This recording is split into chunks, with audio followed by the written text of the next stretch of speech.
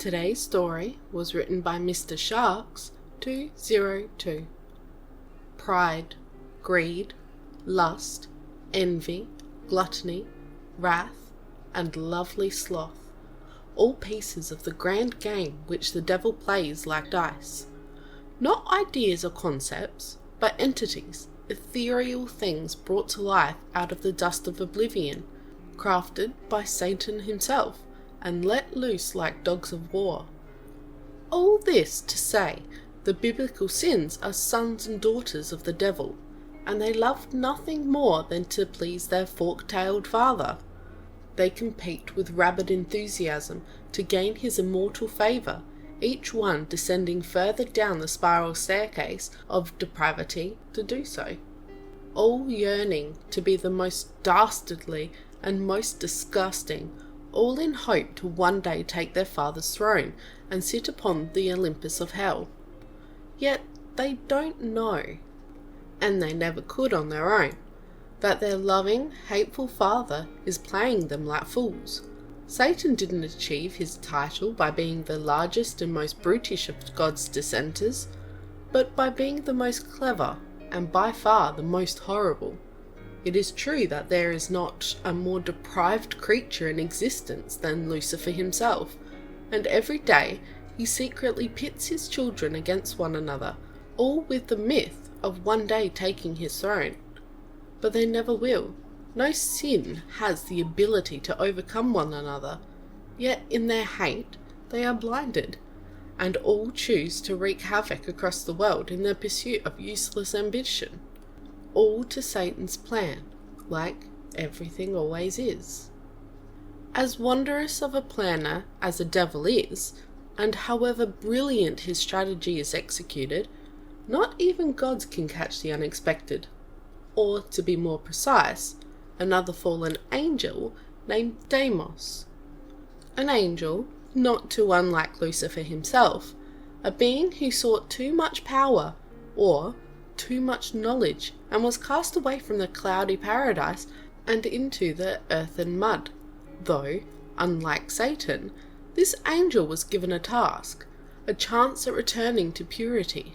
That task was wonderfully simple and not too complicated, but sadly wholly impossible. Kill Satan, and you can return. Deimos, for what it's worth, was no coward of the impossible, and set his eyes immediately on the prize. He was given a blessed weapon, an exceedingly rare thing that can kill heavenly beings, and send them to the pit of non-existence. Few creatures ever wielded such a thing, and their power is extreme, as not often do creatures of divinity face the chance at dying. More often than not, they are beaten into weakness and chained until strong enough to return. So, it was that, in an epic, excitedly brave attempt, Deimos charged the gates of hell, and bashed his way through the hellacious guardians. He wrecked every barricade and defender with a mere swipe of the finger, and together with his blessed spear, charged into the throne room with every intent of plunging the weapon into the king of hell. Yet, he finally met something he couldn't match, or to be exact, 7 things that he couldn't. Deimos was suddenly beset on all sides by the sins, and had no hope of defending himself. Rabidly, the brothers and sisters competed for the prize, and Deimos nearly died by being tugged apart from the family. Though, soon enough, one eventually slipped away with the chained angel, always the first and never the last. Pride plopped Deimos down in front of Satan, wearing the smug look of power that never left his face. "For you, my wonderful father." Pride knew how to have just the right amount of showmanship, as true self-confidence isn't always touting your skill, but letting the thought of your skill speak most often for itself. "I'm sure if you ask, I can find other fallen angels as well." The devil smiled, knowing just how much the sins must have fought over poor Deimos, and just how much it raised their hate for one another. "You can leave, dear Pride. Like always, you've proven yourself the most competent of your siblings." Pride simply smiled and bowed away with another feather in his cap. How about you unchain me right now, and we'll see how powerful the King of Hell truly is. Both knew that would never happen, but Deimos was nothing except a slave to his own drive and desperately feared losing. The devil just chuckled, licking his lips at this new tool that fell right before his feet. How could he let such a wondrous opportunity go to waste? He couldn't imprison Deimos, let alone kill him. Not only was that no fun, but it was utterly stupid. No, like always, the devil had plans. Oh, my dear friend, you wouldn't know unless you met him, but the devil's voice isn't gravelly or scary.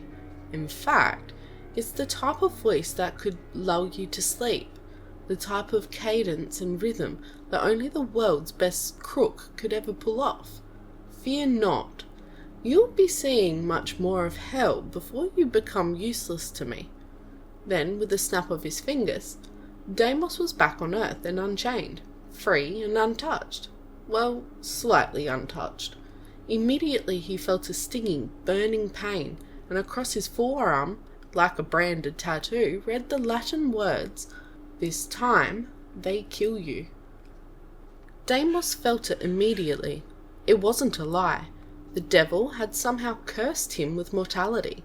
Now longer would it take a blessed weapon, such as Deimos's spear, to doom him. It wouldn't even take much at all. Deimos was human. His divinity had been stolen from him, and he could be killed with the mere flick of a finger by the sins. The fallen angel of combat was now nothing more than a human.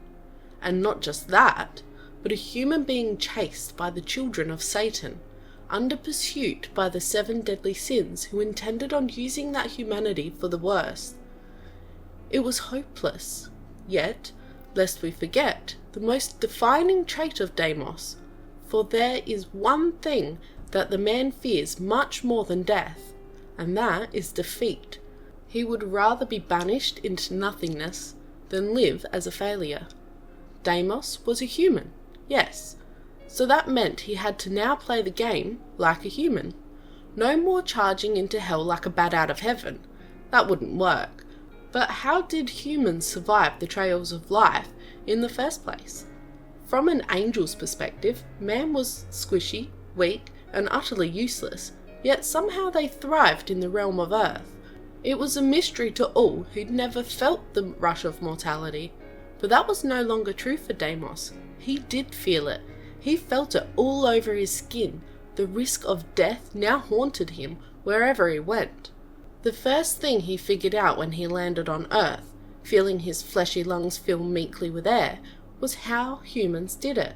Every action one did, every time they challenged or fought for something, they did so with the understanding that it could be their last. Mankind's greatest strength was that every time they played the game, every time they entered combat, they were betting it all. They had to be smart, quick, clever, and most of all, ruthless. So it was that, in the moment when Deimos was withering in the pain of humanity, feeling the weight of gravity for the first time, that he couldn't help but smile. He couldn't help but feel that for the first time in history, the devil made a mistake. "All right, you son of a bitch," he whispered under his breath, filling himself with the feeling of being on the edge, rising to the challenge of death and meeting it eye to eye. "I'm all in."